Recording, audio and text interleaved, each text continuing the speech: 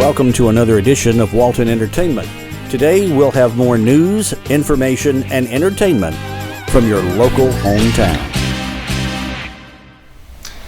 Good morning, everyone. My name is Joel Burnson, and I'm the Walton County Extension Agent here in Monroe, Georgia. Just wanted to give you an update on the Extension Office. Two things we have going on right now is our well water and maintenance class. If you're on well water, we do offer well testing services through the University of Georgia, and we have a class coming up on January 3rd at Walton EMC at 10 a.m. This is a free class to anyone who wants to come. We just ask that you call our office and RSVP. But we have some professors coming from the University of Georgia that will be there to give some education, go over what tests you can do, and maintenance to properly secure and have clean and healthy water. This is a series of 3 classes. We had one earlier in October, and we had a great turnout, and everyone was very pleased with the information they gathered from that class. So if you're interested, you want to get your water tested, you're having some issues, just give us a call. And also the CDC does recommend that people who are on well water test their water annually. I know a lot of people don't know that or don't test, so in order for everyone to be healthy and safe, please give us a call and we can go over your options with you, or come to the class. It'll be a great information session. Also, we have our Master Gardener 2020 class coming up that will be starting in January. We still have a few spots available. We had a November 1st deadline, but we have extended that deadline a few weeks. So if you're interested, you're thinking about it, give us a call. I'll be happy to answer any questions you have, but we would love to have you to be a part of our class and the great group of Walton County Master Gardeners here in Walton County, Georgia. So please give us a call here at the Walton County Extension Office. Our number is 770-267-1324. Thank you. You're watching Walton Entertainment.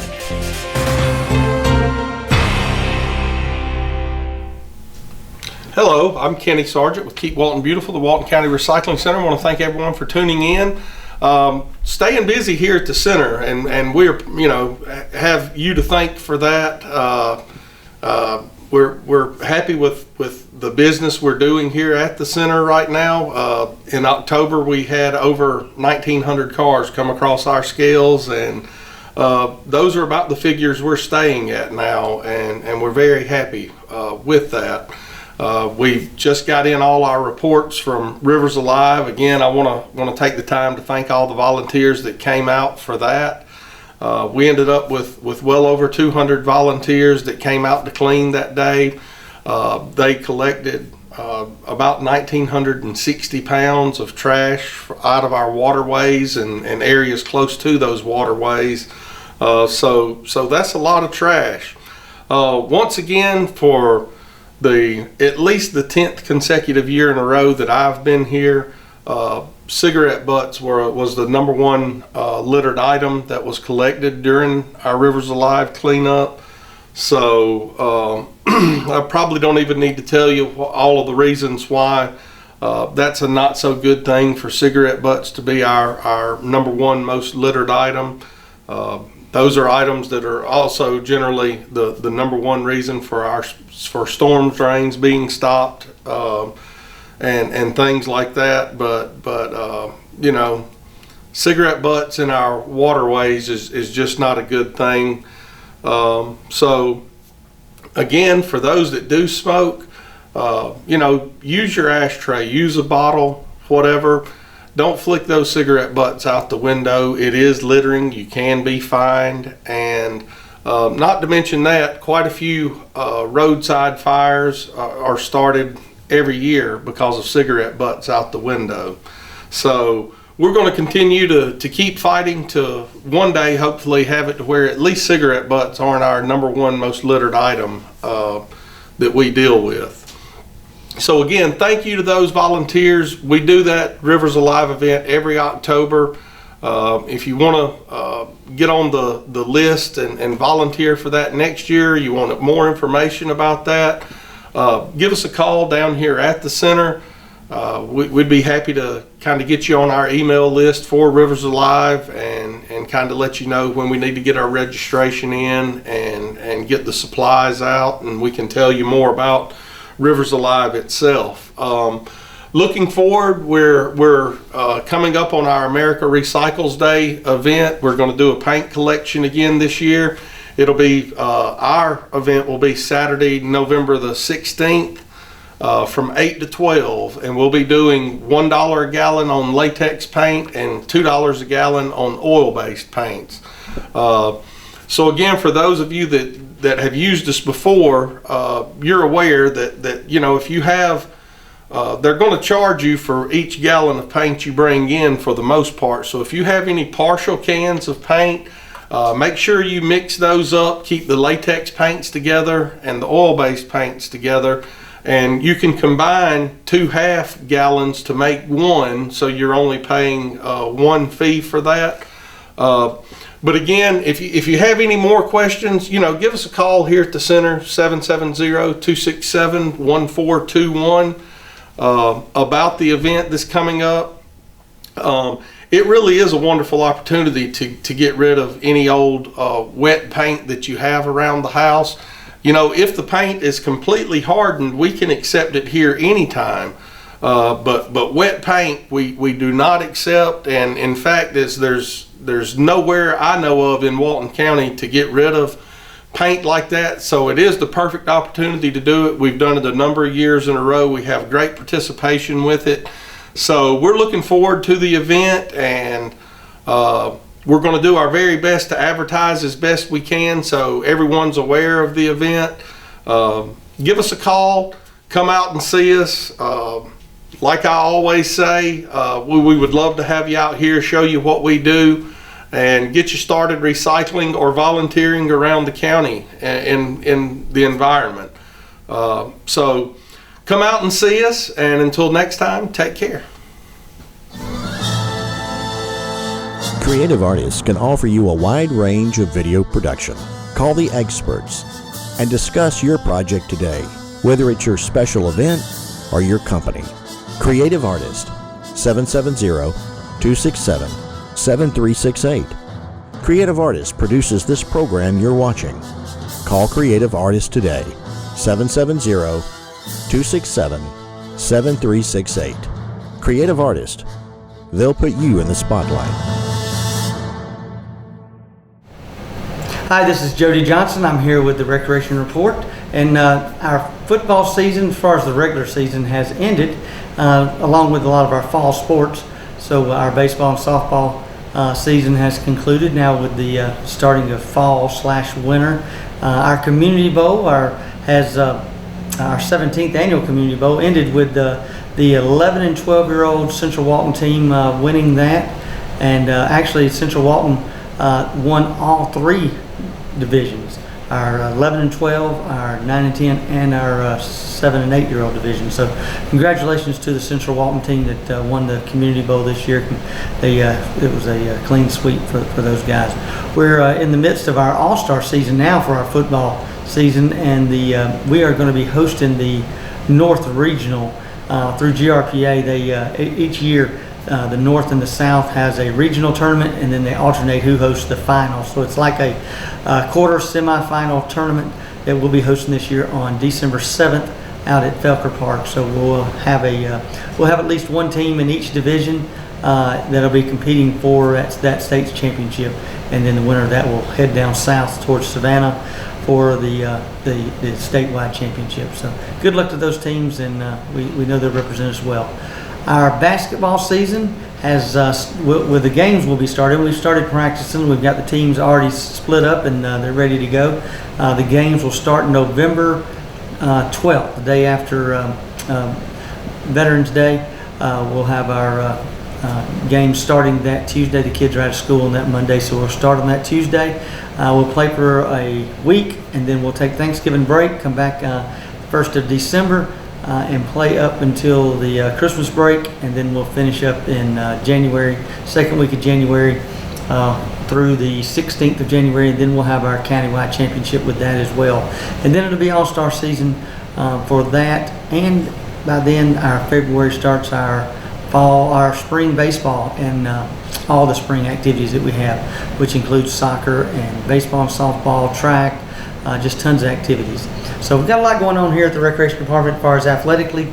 Always a lot of things going on as far as future parks and developing future parks. We're now completing our indoor batting cage at West Walton Park. It's a 4th batting cage facility, around 4,800 square feet. So it's a large facility that will be opening up here in the next couple weeks. We're hoping to get started in the next week or two on our splash park. The bids have come in, and they were a little higher than expected. So we're right now negotiating with the low bidder on that. So looking forward to getting started. Hopefully we'll get that started and finished up by the time school lets out in May. It's going to be a close call, but we're really hoping for that. We have also got a lot of programs going on indoors. Even though it's basketball season and most of our gyms are really busy with our community centers, we still have some other activities going on in the gyms as far as personal training, some of the yoga and the other exercise classes. They're all still fairly active in our community center. So as the weather is changing, please check out our website at waltoncountyga.gov.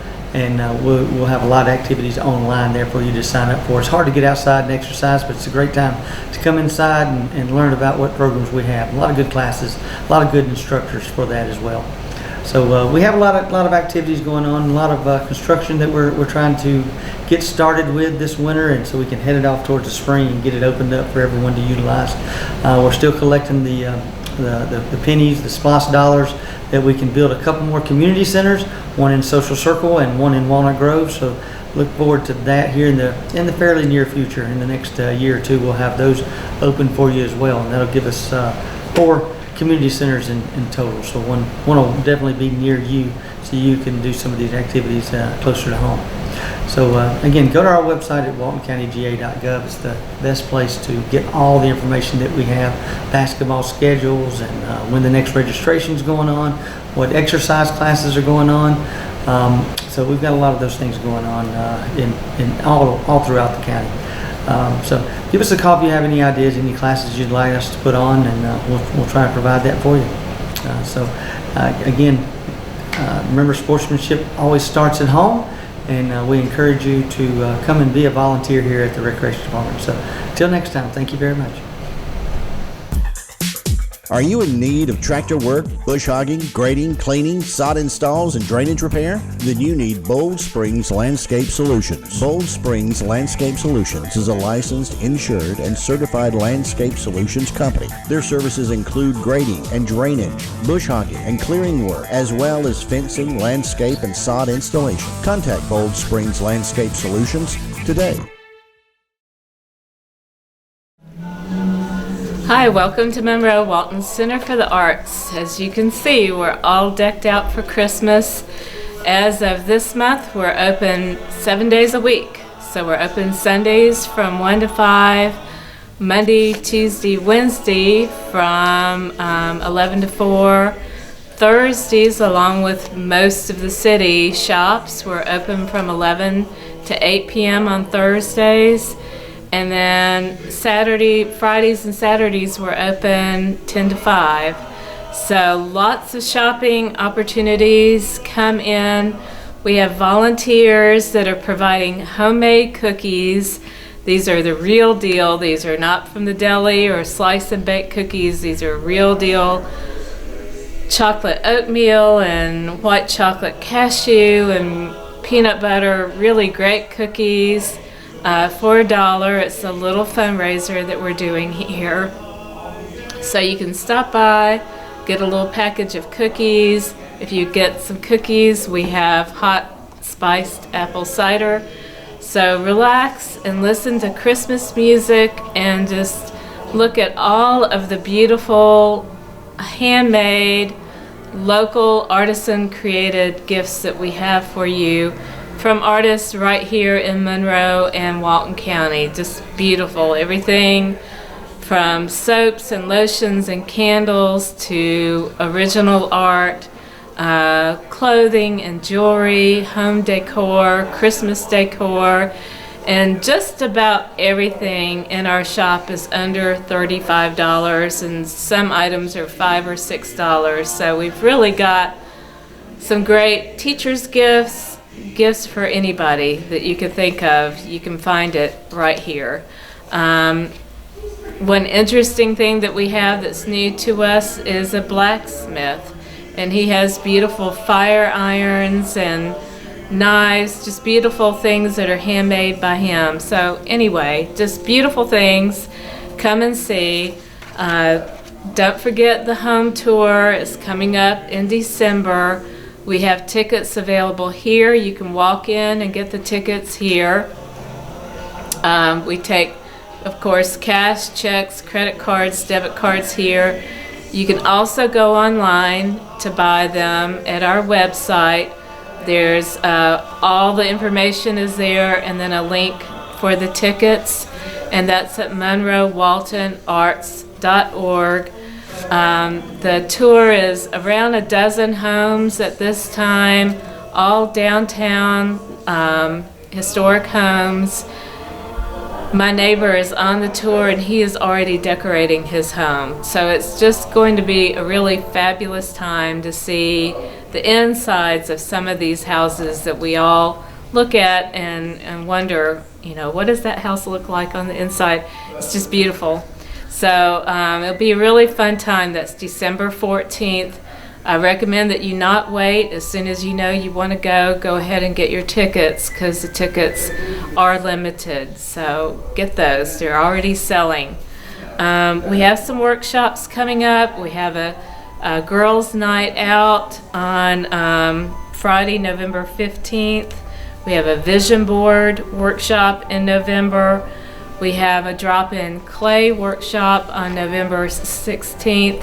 That means you can just come in and it's a clay angel that stands about 12 to 16 inches high. Perfect for mantelpieces, perfect for tabletops. And it's easy because it's a drop-in. You don't have to make reservations, just come. We have metal jewelry making with Stormy Wiles. So lots of things coming up. If you come into the center, we've always got our class list. We're always adding new classes. We have 50 to 70 classes every single month for kids, adults. And don't forget, we have our special outreach to special needs adults and kids. So let us know if you're interested in those, and we'll put you on the list for when we have our special needs classes as well. We usually have at least 2 a month, and we can let you know when those are coming up, and you can sign up for those as well. So lots of classes, lots of shopping, lots of special events going on with the home tour. Come in and see us, and y'all have a great Thanksgiving in November, and we'll see you soon. You're watching Walton Entertainment. All right. Welcome, finally, to the Monroe Walton Center for the Arts Open Mic Night. If there is anyone who wants to perform tonight or read tonight and has not yet seen me, please do, so I can get you in the lineup. I see lots of people pointing. Okay, so we have a number of talented performers of all ages here tonight. Our first performer is a little bit of a mystery. I'm not even sure I can read what she wrote. It's pronounced Hibernian. Okay, Sea of Hibernian. Not sure what she's doing. We'll find out.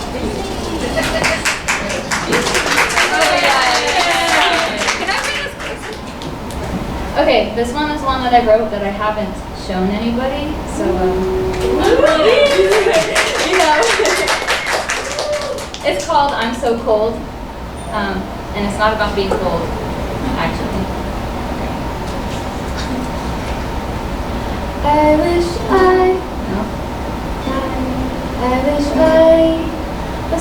capable of moving.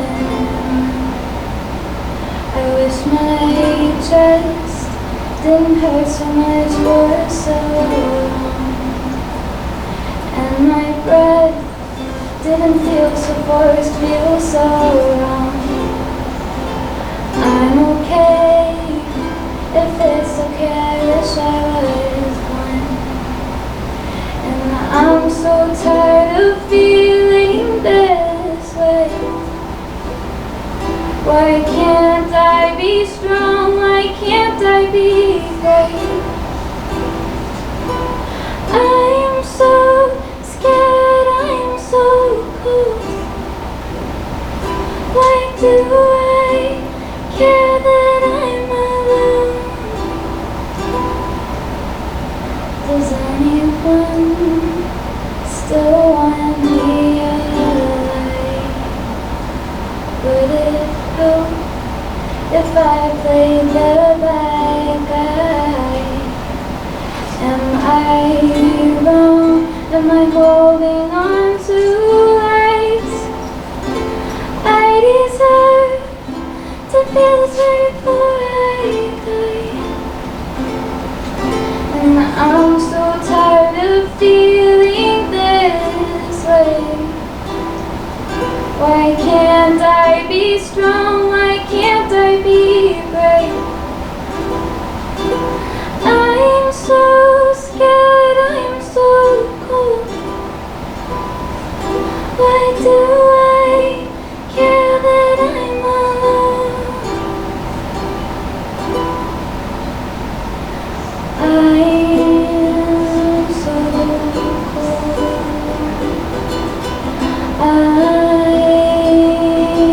I'm so cold.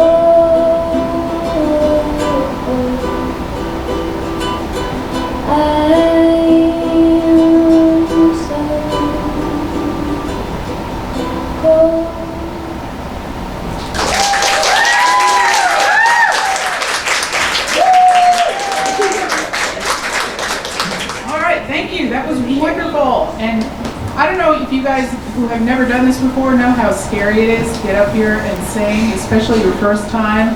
So let's give her another round of applause.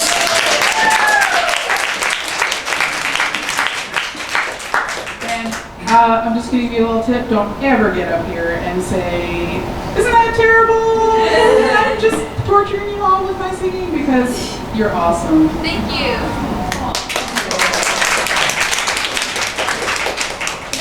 Okay, well, while you're here, I hope you get a chance to walk around this great facility. Everything here is set up for our Christmas show. Just about everything you see on the walls and on the shelves is for sale. It's all made by local artists. Perfect for holiday gifts, and I know you'd much rather put your money in the pockets of local artists and local artisans than Jeff Bezos, who doesn't need another $1 billion. So, our next artist is Zach Kaufman. He wants us to know, for some reason, that cool is cool. I think that's what he wrote. Who knows? His handwriting's terrible. And he's also in a band called Intention. And he, last time he was here, he had his CDs for sale. I hope he has them here today. All right, because what do we like to do? We like to support local artists. And the best way you can do is by buying their merch. All my tongue. Zach Kaufman.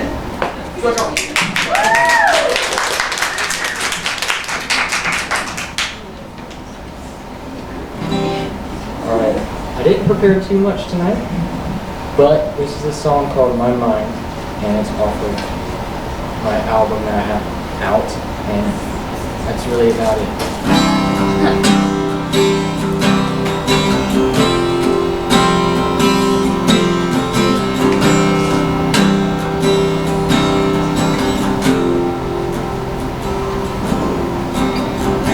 Sitting here, not thinking clear, still afraid of the same old fear. But why?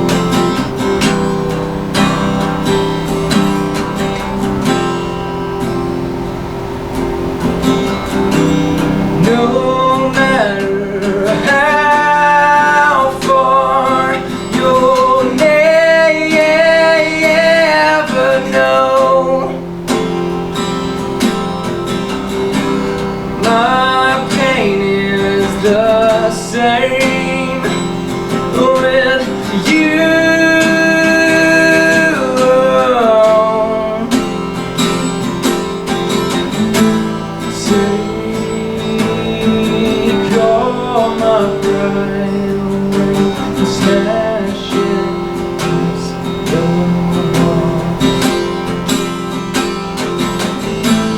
Don't be too quick to judge it all in just one call. Now you see my pain.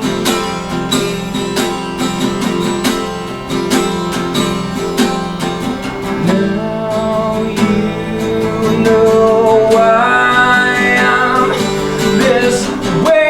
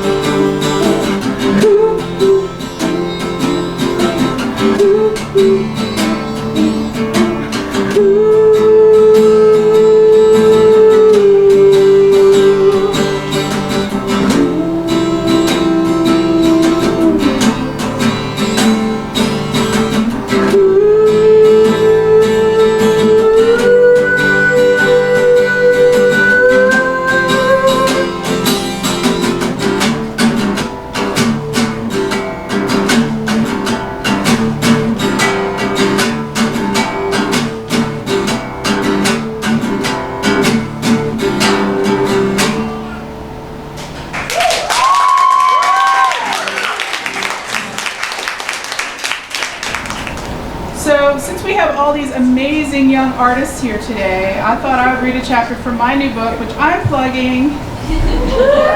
There are copies here in the book note in the back.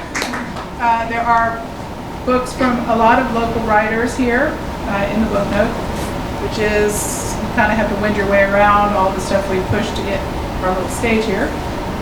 There are a lot of great local writers. The Walton Writers has a lot to offer. If you are a writer and you want to get involved, please let us know. We'd be happy to have you involved. And there'll be another person reading. Can everybody hear me? Do I need to get close to this mic? Okay. All right. So since there are so many wonderful young musicians here today, I thought I would read a piece from this book called Music Lessons. And I do also want to let everyone know, I always have to just get out in front of this one. My hand shakes because I have a tremor, not because I'm nervous. I always feel the need to tell people this because people come up to me afterwards and go, "It's okay, honey, you're fine." No, okay, I have a tremor. Okay. Anyway, this is called Music Lessons. When I was but a wee babe, The Partridge Family was a hit show. I loved it for many reasons, not the least of which was the existence of Laurie Partridge, who justified my name as a cool girl name. I still hold a grudge against the romper room lady for never saying the name Laurie when she looked through her magic mirror at her friends at home.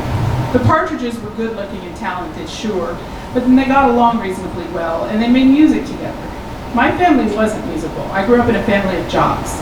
My dad played football and my mother was a cheerleader, and they were both natural athletes. This did not pass along to me. I'm lucky to walk across a carpeted room without falling. I can neither run, throw, nor catch. But I am musical. Playing music with other people has always been my favorite form of communication. Recently, a friend of mine was battling with her 10-year-old son about practicing piano, and she asked the hive mind that is Facebook to articulate why she thought it was so important that he learn to play the piano. This got me to thinking, why is music education so important? I mean, sure, I could look it up.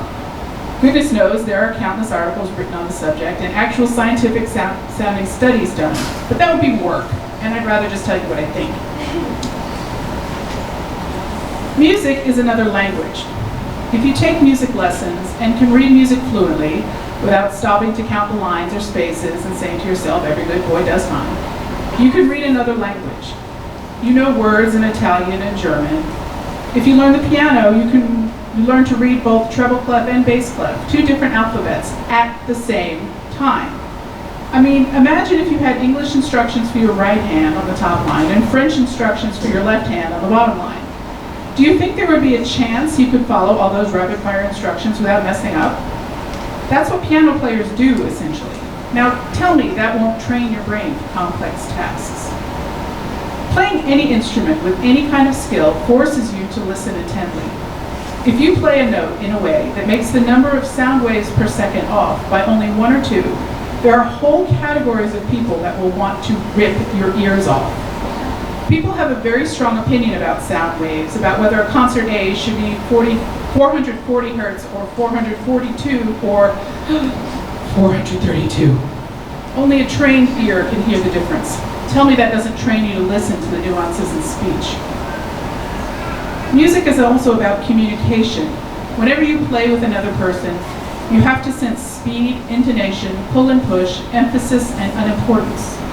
You have to learn to take a back seat to the melody. You learn that it isn't always your turn, and how a good bass line is like a strong spine. It's in the back, all covered up, and most people aren't even aware of yours, but without it, you'd collapse. Nothing makes me happier than the fact that my children have turned out to be musical. And we'll find that out later. Occasionally the planets align and we are all at home with nothing else pressing, and we play trios. My daughter and I on the flute, my son on the oboe. Sometimes I'll accompany them on the piano. Those are the happiest moments of my life. I mean, we're not the Park Church family, but we are Grammy worthy, no?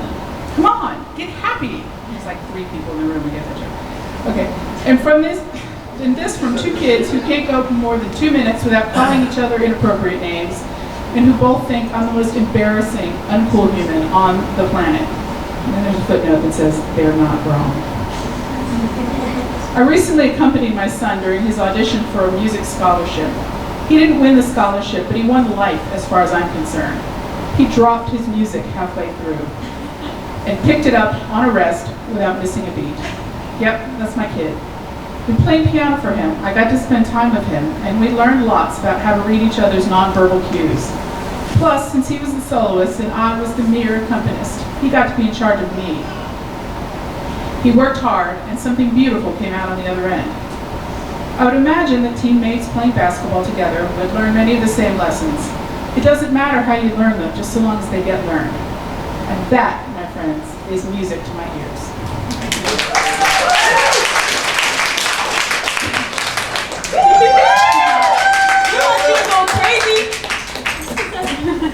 Hey guys, we're Monroe, and we're gonna sing a couple songs. Wait, we have some. Cool.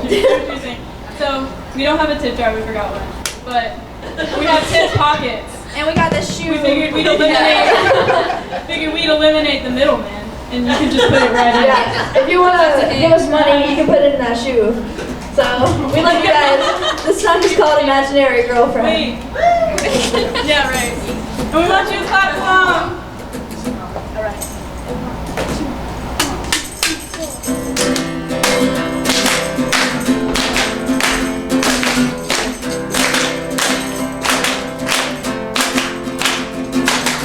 Going to the grocery store without me to pick something up. I'd like to kiss you and just not tell anyone.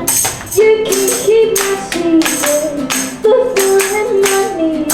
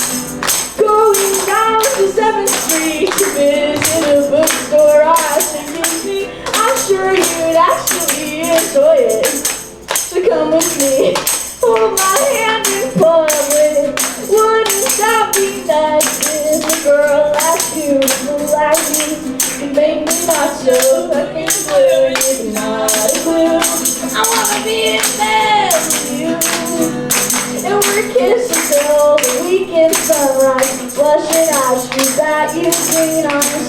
If only I knew one to love me like you. If I told you you're my best friend, my imaginary girlfriend.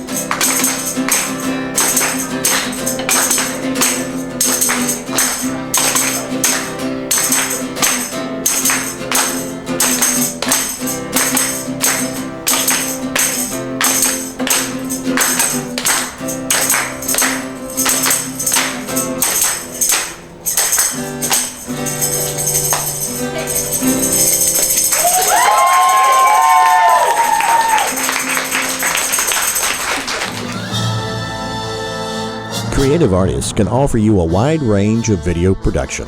Call the experts and discuss your project today, whether it's your special event or your company. Creative Artist, 770-267-7368. Creative Artist produces this program you're watching.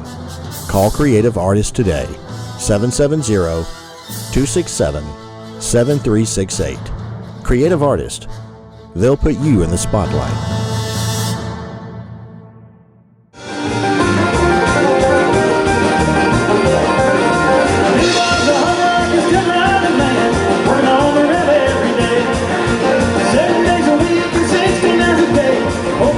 In 2001, the IBMA award show in Louisville, Kentucky, which is IBMA stands for International Bluegrass Music Association. Jamie's with Doyle Lawson, I was with Ricky Skaggs. Ricky and I and his wife Sharon was sitting in the audience, and Jamie went on and was singing a song called Be Living with Doyle Lawson. And man, the chorus came, his voice was just so pure and clean and clear, and just the pitches were so good, it really smitten myself and Ricky and Sharon. And after it was over, the performance, I went backstage and introduced myself and said I'd like to be your friend, and that's how our friendship began. Tell us a bit about bluegrass and how it's changed over the years, and where do you think that genre of music is going, and is it going to be less like country music and stay with its roots? Wow. Well, it seems to be changing to me. There's a lot of different, they're trying to do more progressive stuff, and it seems like the roots of bluegrass are kind of sliding away again in our genre of music. Although we don't do a lot of bluegrass, we do a little bit of it, but we do a lot of different, like country music and folk and some gospel music. Is what we do today. But our DNA is bluegrass, and it's changing. The grounds is changing. Tell us about coming out to Winder and about local shows that you do all over the country, these small towns. What keeps you going? How do you keep that momentum? Let's keep doing this. Well, most of the small towns we go into, we have sellout shows, and it's the buildings are always packed. I think 86% is what our management came up with last year with the numbers, and so with those numbers, it lets you know that people want you to come to the rural areas and they want to come see you, because not everybody can drive into a city. Not everybody wants to fight the traffic in a city or park in a city. So we love rural America. We support rural America. We even have a conference yearly in my hometown that's built around rural America to try to help rural Americans in an ever-changing, interdependent world. So it's important to us. And we also have a TV show on our RFD TV, which is Rural Farm Development Channel. And it's been one of the best shows on there, along with Larry's Country Diner on the Marty Stewart Show. And it's on every Saturday night at 9:30 Eastern Time, and actually on tomorrow night. So tune it in on RFD TV. You could stay along cooking as we gathered in the kitchen. Had time on the front porch, then we do a little picking. Got a church family and down on country music. That's what we did back then at the old home place of mine. You're watching Walton Entertainment.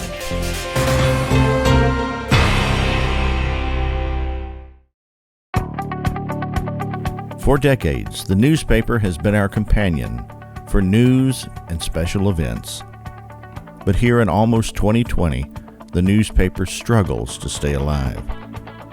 I had the honor and pleasure of sitting down with my good friend, Pat Cavanaugh, a newspaper man through and through. He's wore every hat imaginable in the newspaper business over the decades he has been involved. He's wore the title of publisher, editor, reporter, and many others. He even started out as a young boy delivering newspapers. Today we talked to Pat Cavanaugh about the newspaper business. Actually, I was 13, and I grew up in Maryland. I lived out in the country outside of Annapolis, and I took over a paper route, and back then they used kids. They were called little merchants, and now they're all adult, of course. And it was a community. It was probably about a 3-mile trek around the community serving papers. I think I had about 125 papers, 130 papers. And, and I didn't mind serving the papers. The collections were the problem. And, I'd go out, on Saturday and spend most of my Saturday trying to collect, and people wouldn't be home, or whatever, and I had to come back and whatever. And I would deliver papers for like a year, and half never collected. So my bill actually raised up pretty high. So the circulation manager contacted my mother finally. And my mother and my aunt, who lived down there in Edgewater, where I grew up, got quite alarmed. They thought maybe I might be stealing the money and going to jail. Now, we lived down a dirt road 1.5 miles. I went to private school, and, I never saw anybody. There was no other kids down there, so I don't know where I would have spent the money, but they thought I did. So the old circulation manager came down, talked to him. He said, well, we'll put him to work, and we'll pay this off. Well, they put me to work when I was 14 in the mailroom. We went out and collected the route. Well, it turned out that all the money was out on the route. I actually got a profit from that route finally, and I just stayed at the paper and worked my way up. And when I was 16, I was the home delivery supervisor of 11,000 daily newspaper, in charge of about 150 carriers, and going to school full time, of course, high school. So that's basically where I started. And you see the shape that media is in now, and sometimes on social media you call out some of these media outlets. As the president has coined the phrase fake news in reference to CNN on some of the stuff that he says has been inappropriate. What do you think about media today and how it's changed since you started? Well, of course, when I started, Daryl, I'm 72 now, so I was back in the early 60s, and I was fortunate to work in the heyday of newspapers. The television media and cable media, is what people watch now. They don't read newspapers. And back in those days, the television stations had some pretty boys that did the news, and they usually took the news from the newspaper, and that's what they did. And they don't do too much more than that now, and except there's no newspapers really to make the news up, so they're kind of out on their own. They're not trained. They're actors more than anything else, and as a result, we get what we get. And it's really a shame because, in the media, I think the media as the fourth estate was the protector, and when it's right, is the protector and keeps things in balance. And in the estate system, there being 4 estates, if you believe that philosophy of the world, and that's the church, the people, the government, and the newspapers, the newspaper being the fourth estate, all have to balance each other. Well, that's not happening now because the newspaper is with the politicians, the media, and not necessarily the newspaper. And as a result, we're out of balance on the estate system, and that's why we're in problems we have right now. Eventually, people are going to rise up, and that's what ends up happening. It happened during the Reformation. In the church, the church got overpowered, and finally people had to rise up and shut it down. Same thing's going to end up happening, and that's going to be really sad. So I think that, and I saw this happening. Molly and I owned a paper in California. We bought it in '98 out in Orange County, which was then, I don't think it is even anymore, one of the last conservative bastions in California. And when we bought that paper, I found myself in competition to get reporters from the Orange County Register, which was about a 200,000 sized newspaper. And it didn't used to be that way because you didn't work at a big newspaper unless you started a smaller newspaper and you learned the ropes for 2 years or so, like going to the minors and baseball. And what happened is they would hire these kids, Then they'd put them out in their little communities where they started all these little community newspapers. And then they might do one story a month. If they did that, and well, it burnt, they didn't care anymore because that's not what they got in newspapers. So we lost a good collection of potential future writers, and now we get what we get, and I blame journalism schools for what we get, and the teachers mostly have had no experience on any type of media, but they teach journalism, and they teach journalism in this idealistic way, and that's okay. It's okay to be idealistic as a journalist, but you also have to be practical and understand that you're not the center of attention. What you are is the scribe, and to report both sides. And in any business, there should be a higher up hierarchy, like an editor or a publisher or whatever, that make the decisions editorially, and they should all be kept on an editorial page. Well, that doesn't happen anymore. It's spread in their stories, and it's a shame. Do you think the media is all liberal? Well, the media's always been liberal, okay? I mean, there's very few. I think many of your community newspaper, which I was involved with all my life, depending on the philosophies of the publisher or the owner of the newspapers, were conservative to a degree, but not ultra-conservative, not right-wing. There's not too many right-wing newspapers, and there wasn't. But I think newspapers have always been kind of liberal because, that's just, and being liberal has changed. Because I can remember, when I was growing up, everybody was a Democrat. But it wasn't the Democrat of today. It was the old Southern Democrat, or it was a Democrat that was more conservative. And, like Winston Churchill said, I don't know the exact quote, but, basically he said, if you're not a liberal when you're young and you haven't had more conservative ideas when you get older, you're not much of a human being. And, and that's not quite exactly what he said, but that's pretty much what he said. And I think that was the whole philosophy. I know that, I had an opportunity to do numerous papers across the country, and every one of them, I think we were liberal on dealing with our community as far as, socially, on, supporting the YMCAs and the Boys Club and all the different types of groups that we supported.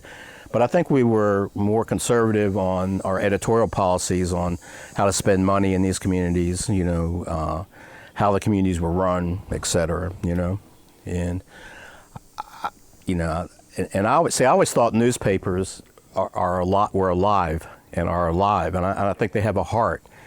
And I think if you're the person that runs that newspaper and you have that opportunity, that all you are and ever will be is like a shepherd. You're not the owner of that newspaper. I don't care whether it's your money in it or somebody else pays you to run it. You're the shepherd. And you just like if you're the shepherd of sheep, you either have a good herd or you have a bad herd, and you're either a bad shepherd or a good shepherd. And that's how you have to look at these newspapers. And I always tried to look at a newspaper that way, that I didn't own that newspaper, that I was just there to try to manage it and do good for the community. And I always tried my best that way, and I always tried to have people that tried their best to be that way too. And I think that's all changed now. Like I said, it's called survival.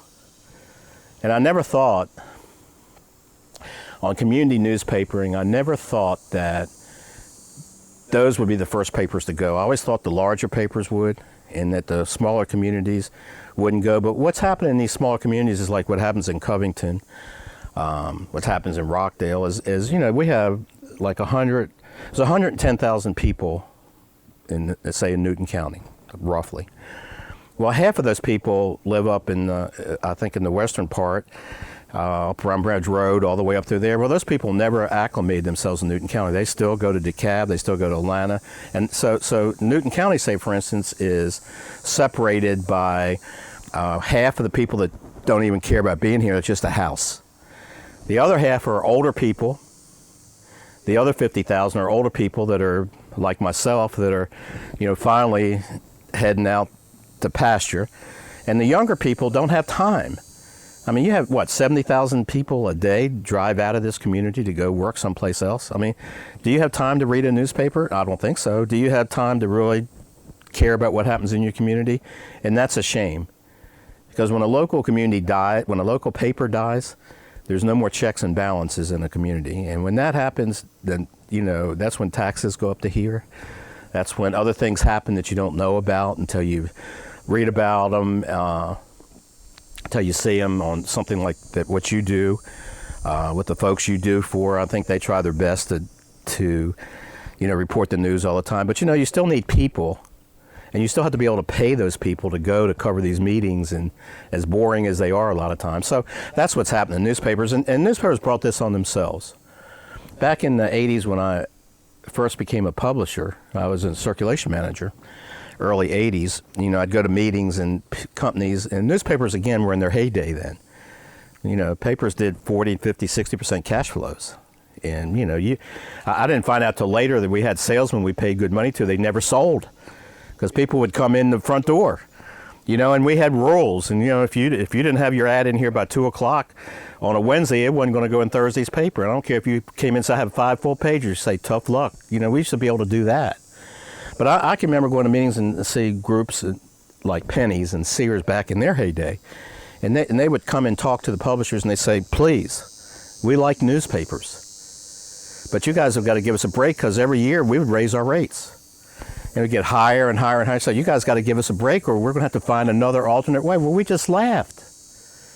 It's like, yeah, so what else are you going to find? Well, guess what came along? Advo. And Advo took over the mail. And where we used to, when the people switched to preprints, said, we're running preprints now. And, we need a break on them. And said, no, we're going to charge you like $600, $1,000 to print those, to put those in our paper. Because we didn't want to lose the ROP or the ads. And, that's when Advo came along. Well, I think newspapers are lucky to get $15 $1,000 now, or $20 $1,000 for those inserts. And that was beginning of the end of newspapers, I think, then. I don't think we quite realized it. But when they started going, I remember I was publishing papers in San Diego, and we had every grocery store. I think they were worth about $1 million a year in all the advertising they did. I woke up one day and they were all gone. We lost $1 million out of a group of papers that I was running out of there, because they all went to Advo. They just pulled out of the newspaper. As a result, you don't see grocery ads too much. Food Depot, I think, does locally, and some other stuff, but that's it.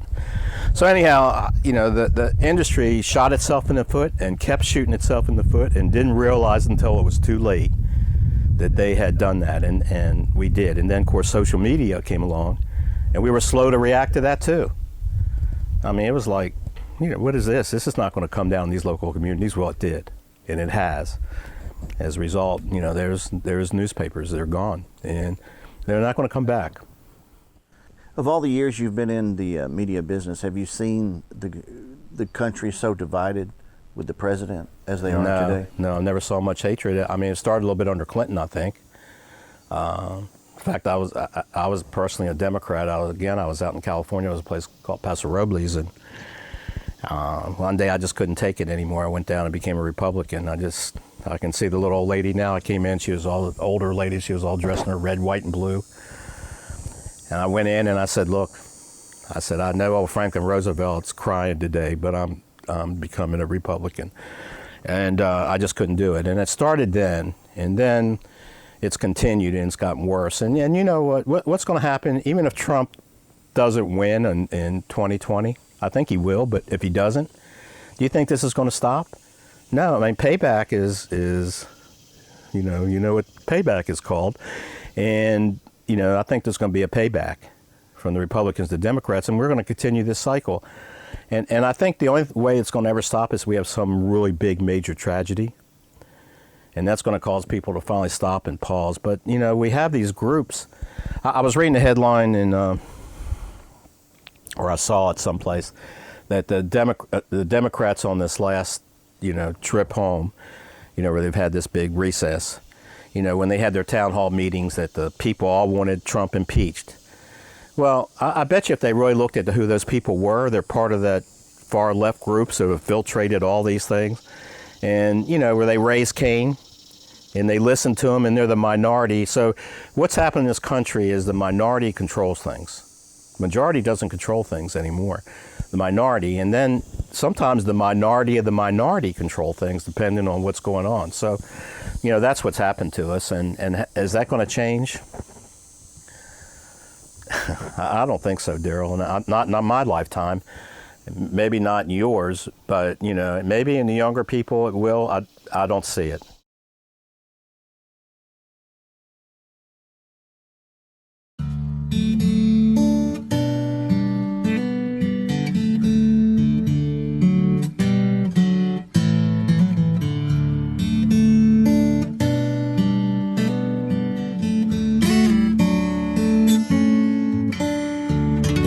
Peach Stake Wood Turners, and we've been in existence about 12, 14 years. Well, this is a Beads of Courage box, and it's a segmented piece with different kinds of wood that's been glued up, and now we're truing it up so that we can make a smooth surface on it, and then we'll be making a lid to go on top of it.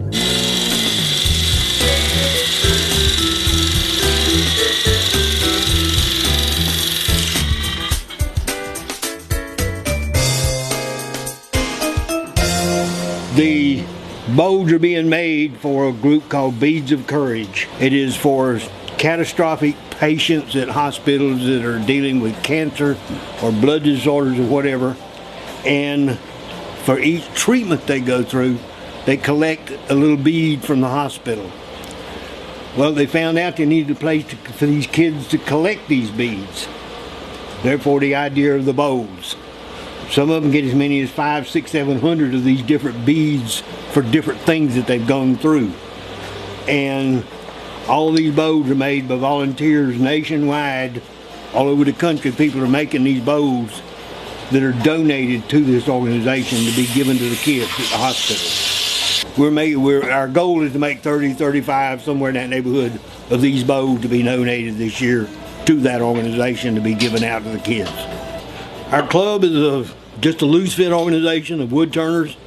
We do this, some of us do it as a hobby, some of us do it and make a little extra money here and there, but we're all just a group of guys that learn from each other different techniques of doing wood turning.